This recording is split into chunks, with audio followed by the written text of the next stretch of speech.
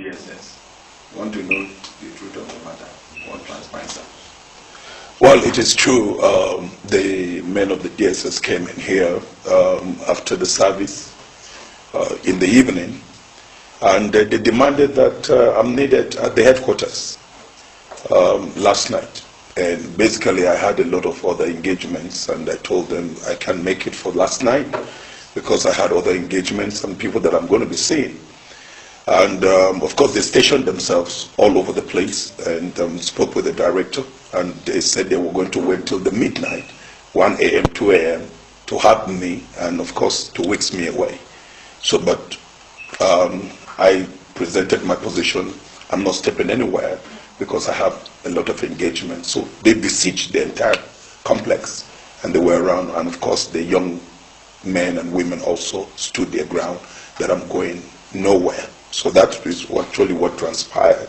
And while I was here, they have also gone to the house, and they were also waiting there at home. So it actually happened, and I'm glad that I stood to defend the position of what is right. Okay, sir. Was there any reason given for this invitation when they came? Or was there anything like later? There was no later, there was no later, there was no formal invitation. They came in the night. And for anything to happen in the night, you should know what it is. And of course, it was for me to go, and from there, of course, to be weeks away and to be kept silent. But then there was no formal, and I don't know who these people are. And there's no way I can just respond by conversation with the director of SSS and whoever. I don't know their identity. I don't know who they are. There has to be a proper chain and a proper channel of whatever. And of course, I have known of myself that I've committed no crime anywhere that I should. Even if I've committed a crime, there is a due process that is to be carried. And that due process is to be followed. And I should be able to have my family, I should be able to have the people around me to be able to hear what the true crime is. But you can't just come at midnight to try to whisk me away. No, it's not going to be possible.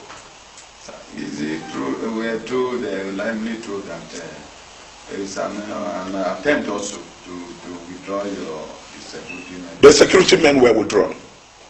I mean, immediately after the security men that are guarding. Now, this place is known through the years as a security flashpoint.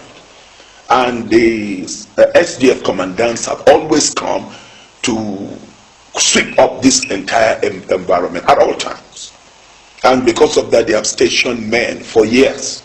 So yesterday, very surprising, in the midnight, these security guys were all withdrawn last midnight. So it means that as a citizen of this country, and knowing fully well that I stand to defend the interests of Nigeria and Nigerians, and even the government itself, that they can withdraw the security men that are safeguarding an environment that is hosting thousands and thousands of men and women. So it's amazing. Sir, in my encounter with one of the senior officers yesterday in the phone conversation in the night, he told me that yes, there are certain things they wanted you to explain, but without him telling me what you should explain. Do you believe there is anything? Well, if there's anything I need to explain, I mean, it's easy. It's simple. Put it down for me. You know, explain A, B, C, D. And like I said, I have given a national broadcast. And the national broadcast I have given is a solution to the Nigerian state. And the solution to the Nigerian state is for things to be put right. So if you want me to answer certain questions, of course I'm available to answer those questions. Put them down for me, and I will answer those questions when it comes to national unity, when it comes to national stability. All I'm asking for is the great Nigeria to be the Nigeria.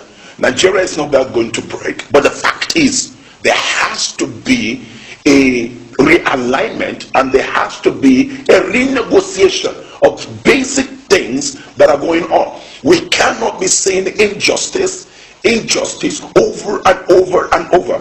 And then generations after generations have been killed in their soul and in their spirit. We can't take that. We have to restore justice.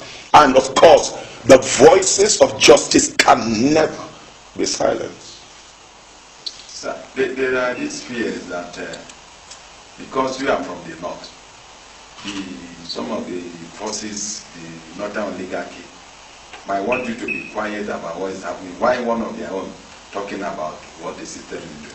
Yeah, I know I have been called upon. I have been asked that as a vocal, prominent voice in northern Nigeria, my voice is respected. From what they say, I should have played along. But the fact is that, yes, I'm a northerner. One of the spirit of the true northerner is that the true northerner hates injustice. That's the true spirit of a northerner. He hates injustice. The true northerner is a care person. The true northerner defends the helpless. That's the true spirit of the northerner. My father stood for this, and that's why he fought the First World War, he fought the Second World War, and he stood to defend this country all through his life. And I think I cannot watch while things are happening and my people in the north are suffering more. The northerners are suffering. If you see the rate of suffering in the north is pathetic. And of course, I can watch that. It doesn't matter what cabals or gigagi or whatever. The fact is that truth can never be buried. The light must always shine in the midst of darkness. So what is your appeal to your followers? My appeal to everybody is, let's stay focused and let's know that the new Nigeria must be born. We must arise as a people to defend our country. Nigeria will be great. Protect Nigeria.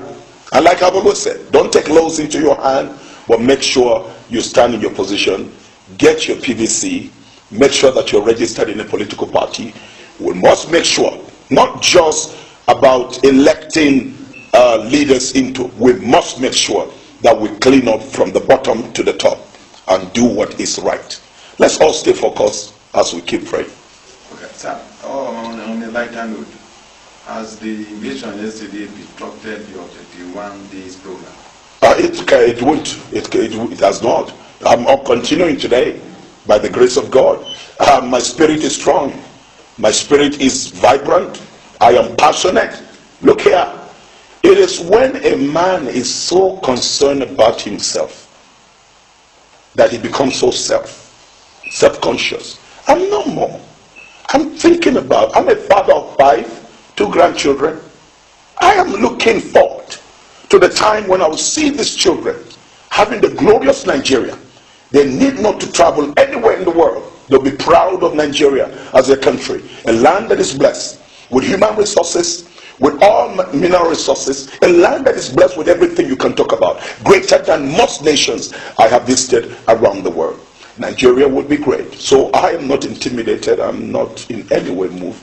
My spirit is calm, strong, and vibrant. Thank you very much. At the same time, well, I think, thank you so much, sir.